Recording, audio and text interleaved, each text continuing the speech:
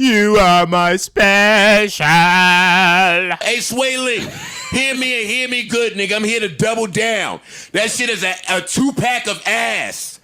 The fuck are you talking about? That shit stinks. This episode of Jujutsu Kaisen changed my life when it was released. Bless the animation team's souls for bringing this to life. Absolute insanity that we are witnessing in real time. Sukuna! But before I start gushing over my glorious king, we need to talk about what happened prior to this moment because it was insanity as well. So before, everyone was doing the dash to escape Dagon's domain, but the one who left the milk behind Toji returned to the battlefield. I remember hearing people voice their distaste for the entrance when that episode was released, but again, I have future sight, so I knew that in this episode that scene would be reanimated, and they did this with a lot of moments in this arc. But back to Toji. He arrives and is immediately on demon time. Every time this guy moves, he's performing a flash step and blitzing people. Teleported from midair straight to Maki and yanked Playful Cloud out of her hand. He had to let her know that only real hoopers are allowed to play on the court. And Dagon, not understanding that he's about to get victimized, starts underestimating Toji because he has no curse energy. Like, bro, you're about to make eye contact with Gordon Ramsay in 5 seconds if you don't start taking this seriously. Dagon launches an eel at Toji and this man splits the sea like he's Moses. At that point, I'm gone, deactivating my domain and taking my talent somewhere else. But in Dagon's defense, little guy didn't even get a chance to make a decision because Toji's already throwing him around before he can even process what's happened prior. Toji's running on water, low diffing piranhas with his mouth alone, getting trapped underwater and still violating. I know Dagon was heated because losing this hard in your own domain is nasty work. And the rest of the fight is just sad to watch because time is still simply ticking until Dagon inevitably gets packed. Then Toji sharpens up Playful Cloud and just starts aggressively beating this disgraceful flesh of meat. I won't even say rest in peace, that performance doesn't even deserve my praise. But our heroes can't really rest because the foolishness never stops in this series. Toji decides that Megumi is going to be his next victim and throws him outside through the window so fast that Megumi can't even clock how it happened. But then to make things worse, the uncle of the disaster curses, Jogo, appears to carry on the tradition of speed blitzing in JJK. Turns Nanami, Maki, and now Beetle into burnt chicken and hits them with the stare of disappointment. Bro was bored, probably thinking, damn, Dagon really lost to these bozos. Then after a quick intermission of Yuji being fed some fingers, the greatest of all time in Jujutsu Kaisen, Roman Sukuna, is back. My glorious king is ready to remind the streets why he's the most feared character in the series. Do you know how much aura is required to have people questioning whether they should breathe in your presence? This man hit Gojo with a clean slash attack because he didn't bow his head low enough. Like, bro, you can't tell me Sukuna isn't him. But Mimiko and Nanako didn't understand the situation well enough because Sukuna gives them a chance to speak and these two idiots blew it. See, these two are doing well, so they started talking about we know the location of the fingers. Like, use your heads. Why are you trying to bargain a deal with Sukuna of all people? And that's why Shorty's head got blown up. Even Sukuna was disgusted by this act of ignorance, proceeded to delete her from the planet. And this man Sukuna is really just a bored individual because he strikes a deal with Jogo that if he can hit him once, he will work under him, knowing full well this man Jogo is about to get cooked. Sukuna's a troll, moving simply off vibes. And Jogo getting cooked is exactly what happens because the next episode starts with a different aspect ratio than normal. That's when you know the animation is about to be immaculate. But before that, we're back with Megumi and his deadbeat dad, Toji. And tell me why the genre of the anime switched to horror, cause why is Toji still teleporting all over the place? So Megumi's like, I need to lock in and imagine a situation where I can beat this guy. Then Sukuna unleashes his Wi-Fi conqueror's hockey and Megumi realizes no paycheck is worth this lifestyle. Bro is low on curse energy, so he tries throwing hands and he's getting cooked. Thankfully, the rabbit stood on business. Ended up doing more work than Dagon and Geto put together. Not enough obviously because Toji is so fast he's low diffing the rabbits in slow motion. Actual insanity. We then switch back to see how Kusakabe and Panda are doing, and this man Kusakabe is just like me for real. Fake it till you make it. Capping for hours to duck smoke in Shibuya. That's a smart man right there because this entire season was different people getting victimized every episode. So Toji is just continuing to terrorize Megumi. Gonna give that man trauma after tonight. Moving like me if I found my kid's top 1 anime was Rent a Girlfriend. Beating the bricks off that kid. In that situation, throwing cars and trucks at him is completely valid. But Megumi's different from season 1 and takes Gojo's words to heart about risking death to win, timing a counterattack on Toji. Unfortunately, it fails. On the flip side, Toji was moved by that display of love for the game that he remembers, damn, this isn't my son right here, and that Megumi isn't carrying the name of the fraudulent clan. Toji offs himself and goes out like a real man. It's looking good for Megumi, but this is JJK, so we can't forget about the rat mentality that every character carries. Megumi gets sneaked by Haruta like this is a One Piece episode, and that's the last we hear of Megumi until the end of the episode. And now, it's time for the greatest display of disrespect in this entire series, Sukuna versus Jogo. This fight starts with an explosion that's taking out the lights in Shibuya, and we all hear is Sukuna laughing like he's having the time of his life. Even the rats on the street like, damn, that brother Jogo was finished. Like, I can't even explain some of this fully. Just look at the violation here. He's walking with his hands in his pockets with no care in the world. You are cooked with no seasoning. Then Sukuna bonks Jogo on the head like a Goomba, causing this man to lose his hearing for a moment. But Jogo is like guts and continues to get back up off pure rage and makes 2 gigantic flame hands, grabs 2 buildings and tries to slam Sukuna with them, and bro cuts through all of this and poses like he's got god, this sequence wasn't even in the manga. I was tweaking out like Jogo at this moment because Sukuna did not need to flex his heart on bro. Sukuna then proceeds to jump scare with the troll face and his Devilman Crybaby running through the building, treating Jogo like a basketball and slams him. It gets even more disrespectful when Sukuna says the moonlight is so bright it's helping me clearly see how pathetic you are. But try harder, I'll keep playing with you until I get bored. I don't care what anyone says. Sukuna's one of the hardest new gen antagonists we've had. Bro is the troll. Jogo starts using his maximum technique to create a gigantic flaming meteor, and Kusakabe and Panda decided it's time to dip until Sukuna pulls a Toji and teleports right beside them, saying that if any human in the area moves before I give the okay, you will be meeting those two dumb high school girls in hell. Have you ever stood still with your life on the line? I'm Kusakabe. I'm quitting after this experience. Like,